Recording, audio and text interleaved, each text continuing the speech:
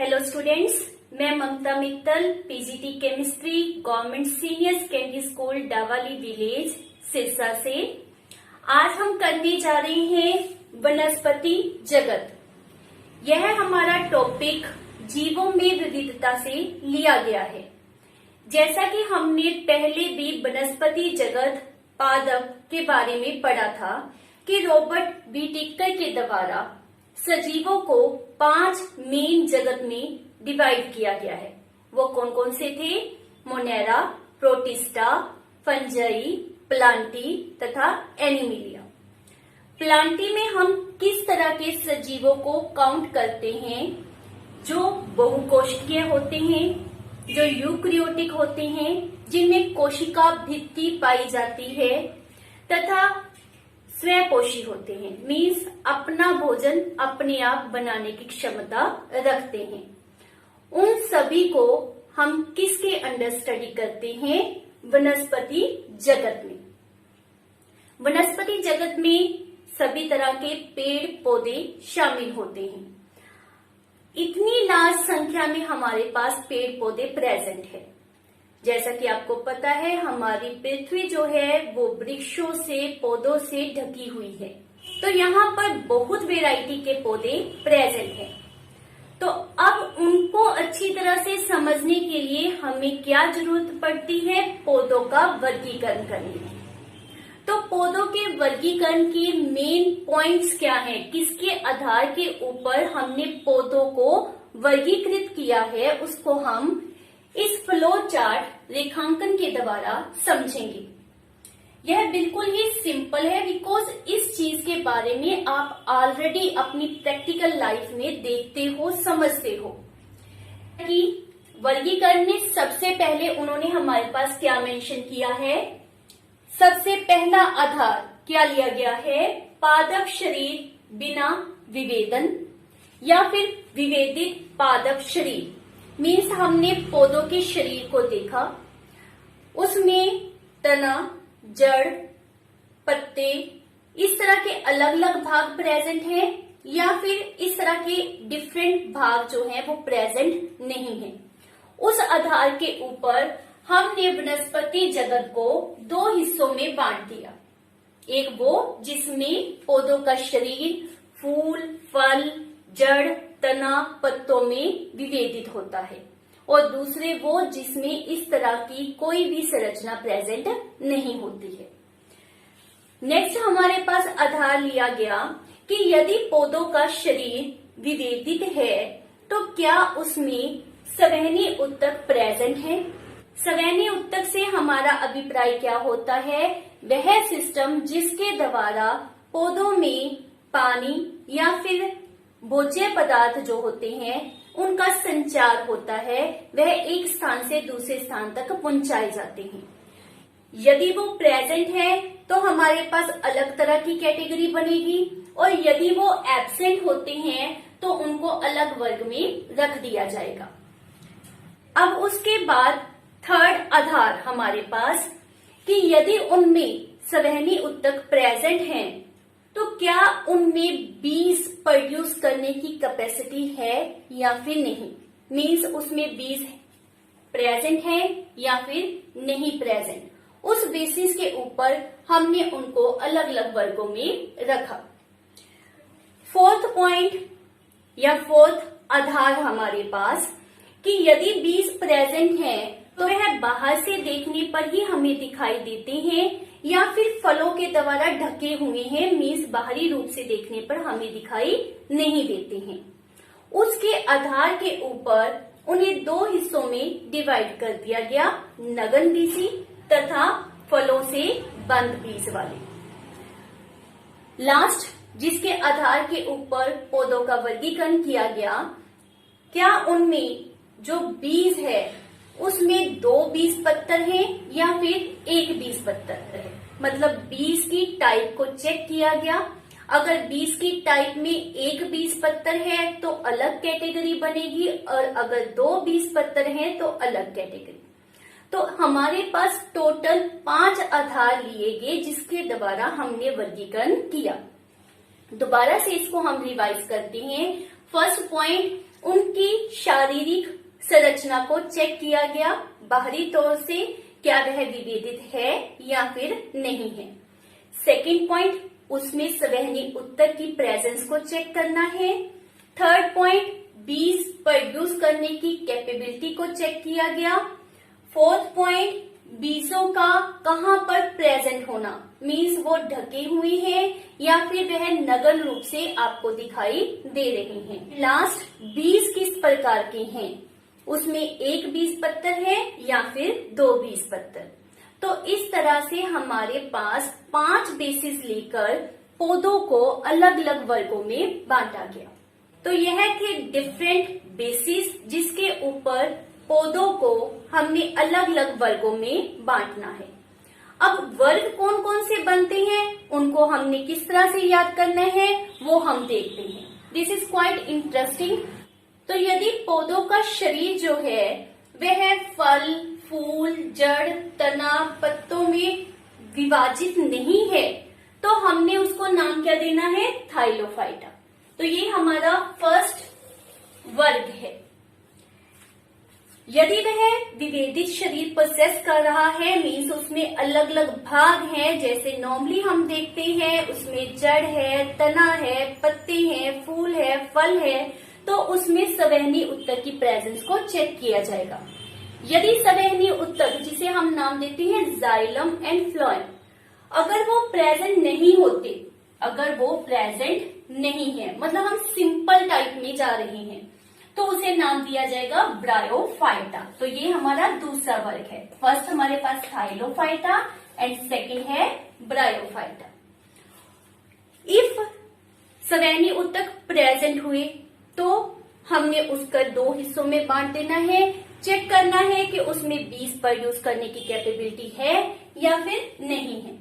अगर वो बीज प्रोड्यूस नहीं कर सकते तो हमारे पास थर्ड वर्ग ऑब्टेन हो जाएगा, जिसको हम नाम देते हैं टेरिडोफाइटा। टेरिडोफाइटा। और अगर उनमें बीज प्रोड्यूस करने की क्षमता होती है तो फिर से हम सोच विचार करेंगे कि वो बीज आपको बाहरी रूप से दिखाई दे रहे हैं या फिर फलों से ढके हुए हैं। अगर वो बाहरी रूप से दिखाई दे रहे हों तो हमारे पास फोर्थ वर्ग ऑब्टेन हो जाएगा, जिसे नाम दिया जाता है जिम्नोस्पर्म।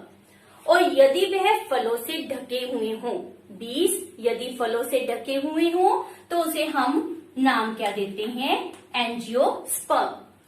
ये हमारे पास 5 वर्ग ऑब्टेन हो जाते हैं। दोबारा से देख लीजिए, थाइलोफाइटा, ब्रायोफाइटा, टेरिडोफाइटा, जिम्नोस्पर्म तथा एंजियोस्पर्म। और लास्ट जो हमारे पास वर्गीकरण का क्राइटेरिया था, उसके द्वारा हमने चेक करना है कि उसके बीज में कितने बीज पत्र प्रेजेंट है। यदि एक बीज पत्र होता है तो उसे नाम क्या देते हैं, एक बीज पत्री। और यदि 2 प्रेजेंट है तो उसे नाम देते हैं द्विबीज पत्री। तो इस प्रकार हमारे पास 5 वर्ग वनस्पति जगत के होते हैं। इसके अतिरिक्त हमारे एक scientist which is known as Eichler, Eichler के द्वारा हमारे पास वनस्पति जगत के 2 उप जगत बनाए गए थे। वो कौन कौन से थे, एक था क्रिप्टोगैमी तथा दूसरा फनेरोगैमी। क्रिप्टोगैमी में हमारे पास थाइलोफाइटा, ब्रायोफाइटा तथा टेरिडोफाइटा, इन तीनों को काउंट किया जाता है। इन तीनों को मिलाकर हमारे पास कौन सा उपजगत बनता है, उसे नाम देते हैं क्रिप्टोगैमी। और क्रिप्टोगैमी की स्पेशलिटी हमारे पास मेन क्या होती है कि यह पुष्प रहित होते हैं, इनमें फूल प्रेजेंट नहीं होते। इनके जो जनन अंग होते हैं वह छिपे हुए होते हैं, वह बाहरी रूप से दिखाई नहीं देते हैं तथा इनमें बीज प्रेजेंट नहीं होते हैं। तो ये तीनों वर्ग हमारे पास क्रिप्टोगैमी के अंदर आते हैं। मीन्स वनस्पति जगत, उसका उपजगत क्रिप्टोगैमी और उसके आगे खंड हमारे पास कौन कौन सी है, थाइलोफाइटा, ब्रायोफाइटा तथा टेरिडोफाइटा। और जिनमें पुष्प प्रेजेंट हो, जिनका शरीर विभेदित हो, जिनमें बहुकोशिकीय जनन अंग प्रेजेंट हो, उनको हम दूसरे उपजगत में काउंट करते हैं, जिसका नाम है फनेरोगैमी। और उसके दो खंड हमारे पास होते हैं, जिम्नोस्पर्म तथा एंजियोस्पर्म। तो मीन्स इन दोनों को मिलाकर हमारे पास जो उपजगत बनता है उसका नाम होता है फनेरोगैमी।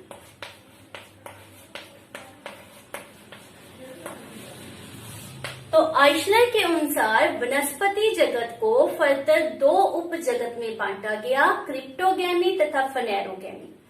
क्रिप्टोगैमी में फर्दर 3 वर्ग या फिर खंड होते हैं, थाइलोफाइटा, ब्रायोफाइटा तथा टेरिडोफाइटा। जबकि फनेरोगैमी में हमारे पास 2 वर्ग प्रेजेंट हैं, जिम्नोस्पर्म तथा एंजियोस्पर्म। एज वेल एज जो थाइलोफाइटा होता है उसके भी फर्दर 2 हिस्सों में हम उसको स्टडी करेंगे, एक होता है शैवाल तथा दूसरा कवक। तो ये है हमारे पास रूपरेखा, जिसके द्वारा हमें पौधों को स्टडी करना, उनको समझना बहुत ही इजी हो जाता है। अब हम 1 बाय 1 इन सभी कैटेगरीज में, मतलब इन सभी वर्गों में जो भी पौधे प्रेजेंट होते हैं उनमें कौन से स्पेशल गुण प्रेजेंट है, क्या क्या उनकी विशेषताएं होती हैं, उनको डिटेल में अब हम स्टडी करेंगे। तो सबसे पहले स्टार्ट करते हैं विद द थाइलोफाइटा। इसके हमारे पास एग्जाम्पल्स है स्पाइरोगाइरा, यूलोथ्रिक्स तथा क्लेडोफोरा। जैसा कि आपको डायग्राम दिखाया गया है स्पाइरोगाइरा, हम इस एग्जाम्पल को लेकर इसके डिफरेंट फीचर्स को समझते हैं। जैसा कि आप देख रहे हैं स्पाइरोगाइरा में ना तो जड़ है, ना कोई तना और पत्ते, इस तरह की कोई भी संरचना हमें दिखाई नहीं दे रही। तो फर्स्ट पॉइंट आपको क्लियर होता है कि पौधों का शरीर जड़, तना, पत्तों में विभाजित नहीं होता है। एक इम्पोर्टेंट पॉइंट, इनके शरीर को सुकाए तथा इंग्लिश में थैलस कहते हैं, जिस कारण इस वर्ग को थाइलोफाइटा का नाम दिया गया है। पौधों के जाइगोट मीन्स इसमें निषेचित अंडा होता है, उसके अंदर भ्रूण प्रेजेंट नहीं होता है। शैवाल तथा कवक इसके अंदर ही हम स्टडी करते हैं, मीन्स शैवाल तथा कवक थाइलोफाइटा के फर्दर 2 भाग होते हैं। तो अब हम डिस्कस करने जा रहे हैं थाइलोफाइटा के अंतर्गत आने वाली 2 कैटेगरीज, शैवाल तथा कवक। थाइलोफाइटा में जैसे अभी हमने डिस्कस किया स्पाइरोगाइरा के लिए, क्लेडोफोरा या फिर यूलोथ्रिक्स, तो ये मुख्य रूप से है क्या, शैवाल। शैवाल इतनी अधिक संख्या में पाए जाते हैं कि थाइलोफाइटा को मुख्यतः शैवाल ही कहा जाता है। शैवाल में कौन कौन सी और विशेषताएं हैं हम उनको पहले डिस्कस कर रहे हैं। जैसे हमने स्पाइरोगाइरा का डायग्राम भी अभी किया था, देखा था, तो हमारे पास उसका कलर कौन सा है, ग्रीन। इट मीन्स उसमें कौन सी पिगमेंट पाई जाती है, क्लोरोफिल। क्लोरोफिल का पाया जाना इस बात को दर्शाता है कि यह पौधे प्रकाश संश्लेषण कर सकते हैं। इट मीन्स यह अपना भोजन अपने आप तैयार करते हैं। इनका सुकाए एक कोष्ठीय तथा बहुकोष्ठीय हो सकता है। सुकाए अभी हमने रेफर भी किया था, थैलस, उसी को हिंदी में क्या नाम दिया जाता है, सुकाए। इनकी जो कोशिका भित्ति होती है वह सेलुलोज से बनी हुई होती है। इनके अंदर जो भोजन स्टोर होता है, भोजन जिस रूप में इकट्ठा होता है, उसे हम मांड का नाम देते हैं। तो ये थी हमारे पास शैवाल के मुख्य गुण, उनकी विशेषताएं। थाइलोफाइटा की नेक्स्ट कैटेगरी होती है कवक। इसकी मुख्य एग्जाम्पल है राइजोपस, पेनिसिलियम एक्सेट्रा। तो जैसे आपको पेनिसिलियम दिखाया गया है, यह क्लोरोफिल प्रोसेस नहीं करता, ये ग्रीन कलर के नहीं होते, स्वपोषी नहीं होते, प्रकाश संश्लेषण नहीं करते। तो फिर यह अपना भोजन कैसे बनाते हैं? ये परजीवी या कह लो मृत जीवी या इसे विषम पोषी भी कहा जाता है।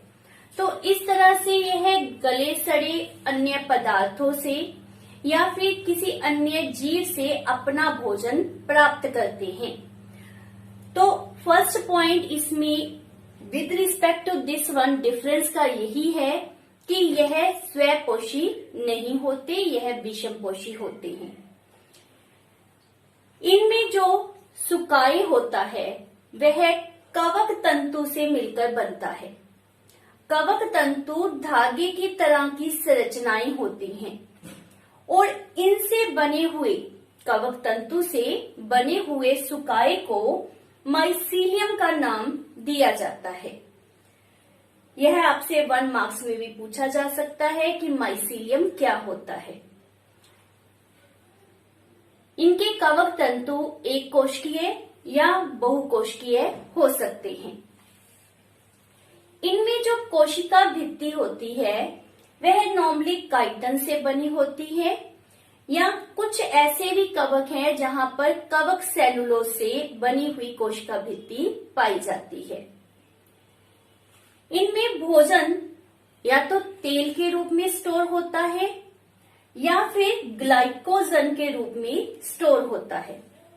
नॉर्मली ग्लाइकोजन के रूप में फूड स्टोर करना आप एनिमल में पढ़ेंगे, लेकिन कवक में भी हमारे पास फूड स्टोरेज का तरीका क्या है, ग्लाइकोजन। तो ये है हमारे पास कवक की कुछ विशेषताएं।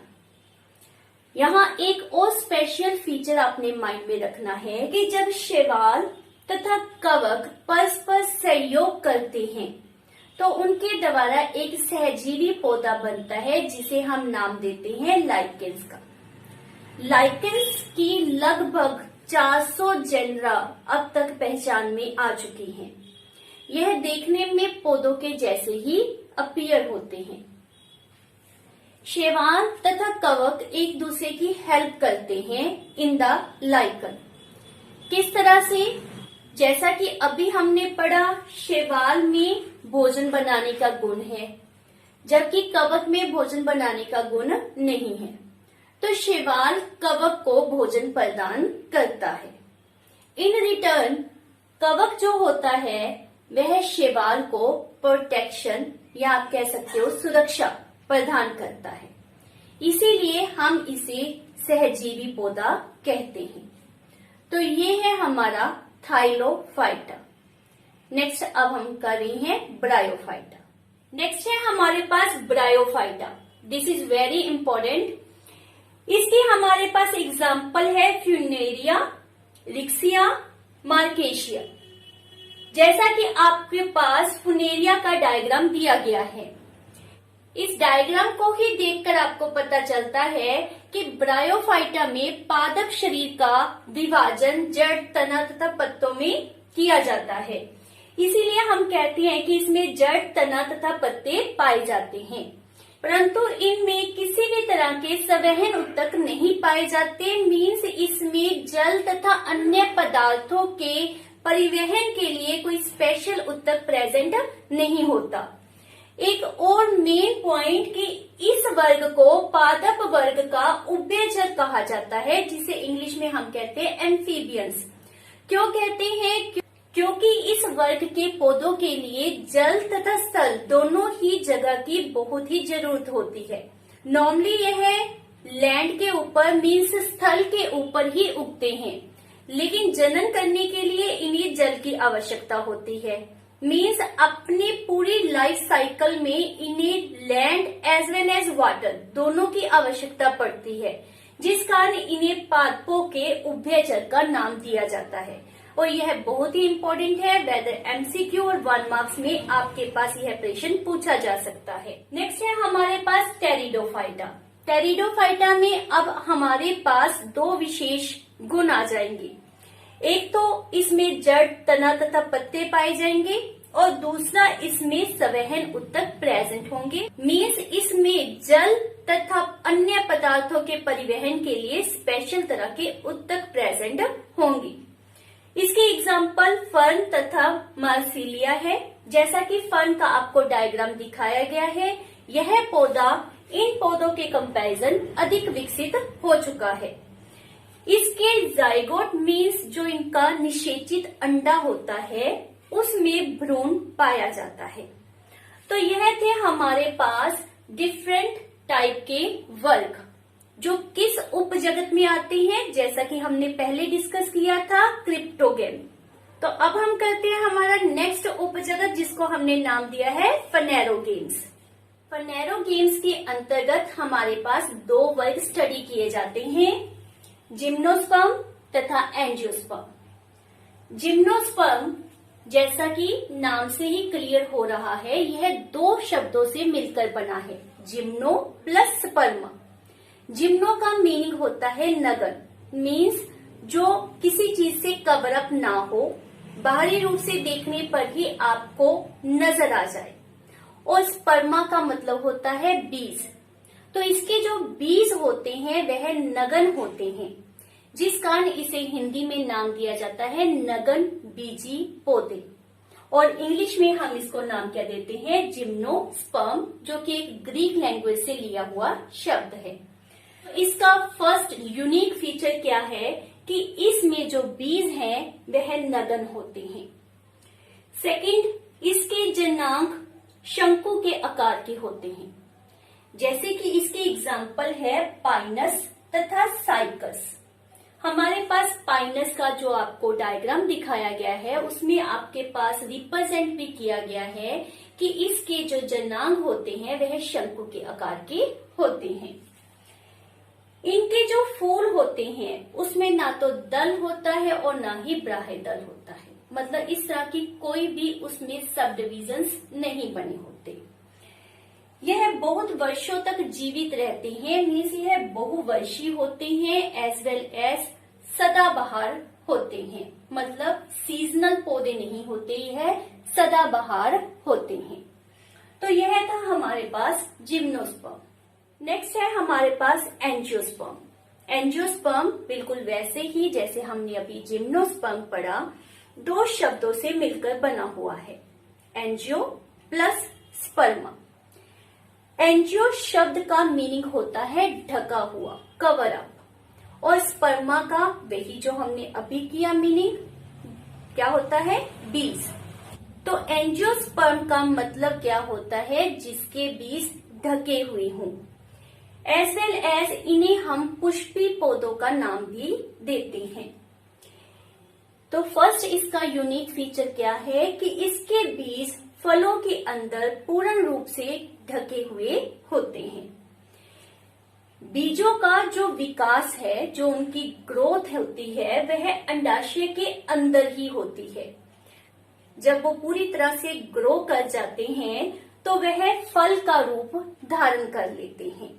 तो मीन्स बीजों से बाद में फल का निर्माण होता है। इनमें शाख, झाड़ी तथा वृक्ष, मतलब सभी टाइप के पौधे आते हैं। इनके फूलों में दल तथा बाह्य दल दोनों प्रेजेंट होते हैं, और इसके एग्जाम्पल हम अपनी डेली लाइफ में देखते हैं, मटर, चना, गेहूं, मक्का एक्सेट्रा इसके कॉमन एग्जाम्पल हैं। और ये आपके पास बहुत ही इम्पोर्टेंट क्वेश्चन है कि एंजियोस्पर्म तथा जिम्नोस्पर्म में क्या अंतर होता है। तो यह आपने अच्छी तरह से माइंड में रखना है। This is very very important question. As well as जैसा कि अभी हमने डिस्कस किया कि इसमें जो बीज होता है वह पूरी तरह से कवर अप होता है, और बीज में एक स्पेशलिटी होती है बीज पत्तर। बीज पत्तर के बेसिस के ऊपर ही हमको फर्दर दो कैटेगरीज में डिवाइड करते हैं, उनके बारे में अब हम डिस्कस करेंगे।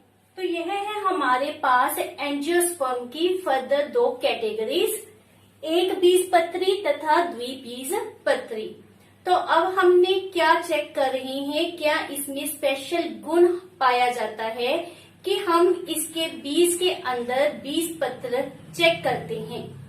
यदि बीज के अंदर केवल एक बीज पत्र होता है तो उसे हम नाम देते हैं एक बीज पत्री का। जैसे अगर हम चावल तथा गेहूं के बीज को चेक करें, मीन्स उसको भिगोकर ग्रो किया जाता है तो आप देखेंगे कि उसमें सिर्फ एक ही बीज पत्र पाया जाएगा। यदि बीज के अंदर 2 बीज पत्र पाए जाते हैं तो उसे हम कहते हैं द्विबीजपत्री। यह भी आप अपनी डेली लाइफ में प्रैक्टिकल करके चेक कर सकते हो, जैसे मटर, राजमा या चने।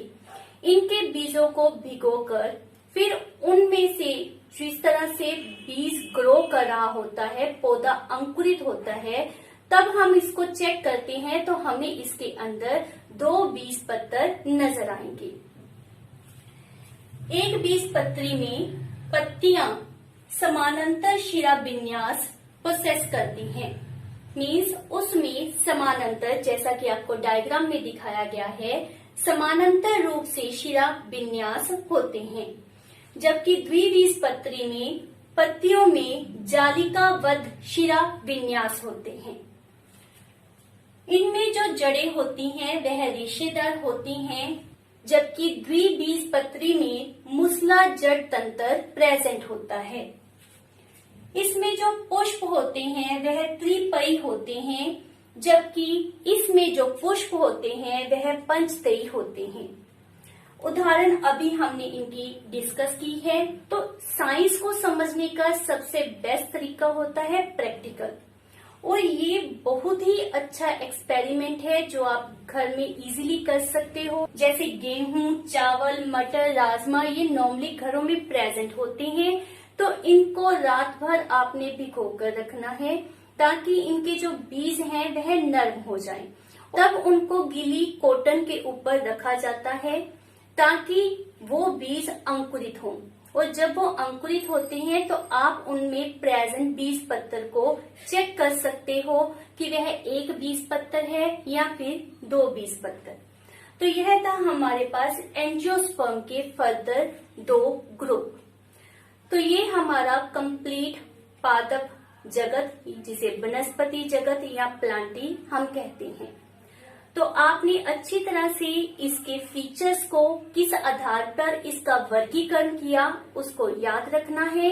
याद रखिए, पादप को हम 5 वर्गों में बांटते हैं: थाइलोफाइटा, ब्रायोफाइटा, टेरिडोफाइटा, जिम्नोस्पर्म तथा एंजियोस्पर्म।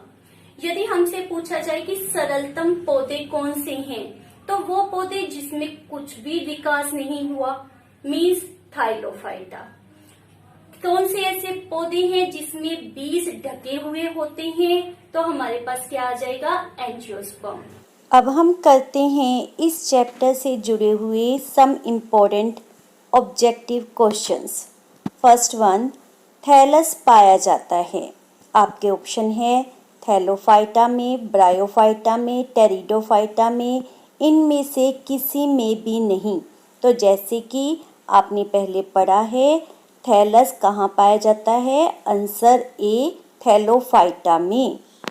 नेक्स्ट क्वेश्चन, फेनरोगेम्स वे होते हैं जिनमें बीज ए ऑप्शन होते हैं, बी ऑप्शन नहीं होते हैं, सी ऑप्शन नगन होते हैं तथा डी ऑप्शन ढके होते हैं। तो हमारा राइट आंसर है ए, दैट इज फेनरोगेम्स में बीज होते हैं।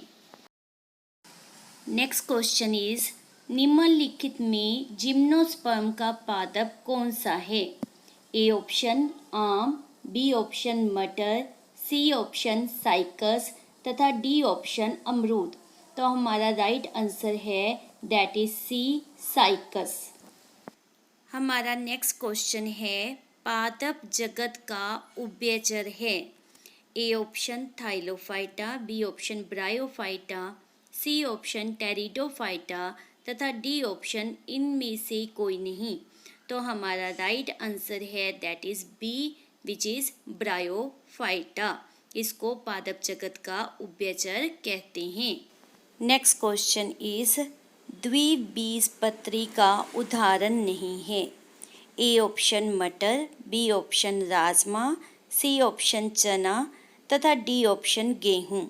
तो हमने जैसे अभी पढ़ा है, इसका राइट आंसर है डी, दैट इज गेहूँ, जो कि द्विबीजपत्री का उदाहरण नहीं होता है। तो इस तरह के बहुत से क्वेश्चन आपके पास इस जगत में, इस पादप जगत में प्रेजेंट हैं, बहुत इम्पोर्टेंट है। इनको अच्छी तरह से आपने लर्न करना है। Thank you for watching my video.